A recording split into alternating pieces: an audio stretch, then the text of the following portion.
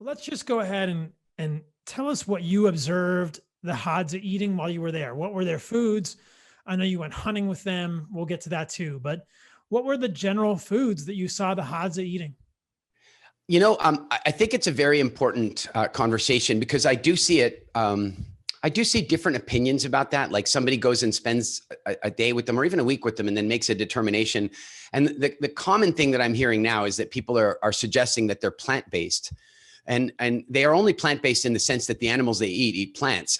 That's the only way I can put that, is that, yes, they do eat plants, but they eat plants as a matter of substitution. Their 100% priority, their highest priority is for meat. There's no question about that. They plan around it. They talk about it. They sit, when they're not hunting, they're making bows and arrows.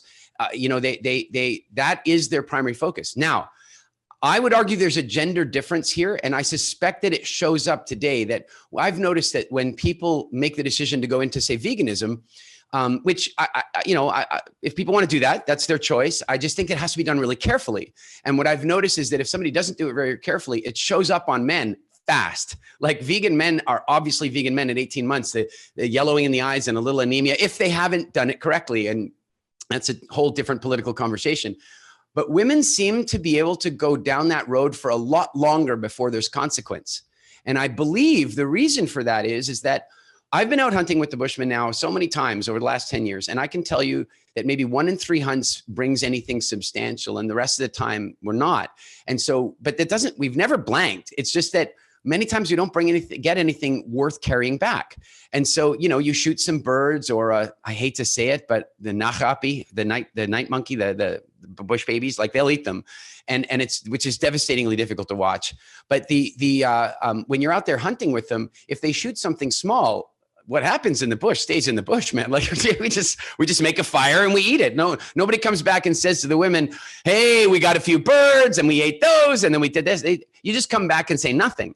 And then when you get something like, say, a bush pig, which is sort of like Pumbaa from The Lion King, only bigger. I love that we're killing all of the Lion King cast on this podcast. Okay. So this podcast is not designed for children.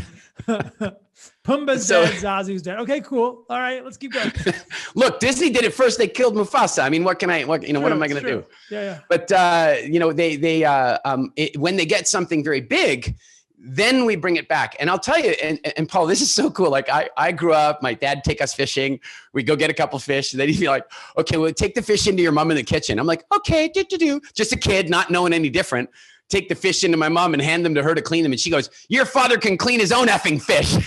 Oh God. So anyway, we're with the Bushmen one time and we had just killed this bush pig and we got it back to camp and they hand me one of the legs and he goes, take that over to the women's fire. And I'm going, I don't know. I mean, I know how this used to work when I took the fish to my mom. I don't know. Why are they sending me? And I walk over, and as I start getting over to the camp, the women all stand up and they come over, and with reverence, with unbelievable reverence, they take the meat from me, invite me to sit at the fire, thank me profusely, like I killed it, like I was the hunter. And then they carved it up and offered me pieces of it, even though we've got the rest of the pig. It was a gorgeous gift for them.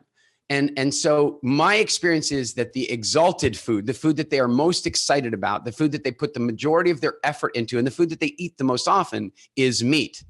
Now, the one thing that can light them up even more than meat, you know what I'm going to say. Honey. Like it's when they see a beehive, it is like game over. Unless if you're on a hunt and you see a beehive, you stop the hunt, unless you're tracking. That's different. And that should show you the priority. If you're out hunting and you're not tracking and you see a beehive, well, let's go to the honey. But if you're tracking, then you go for the meat.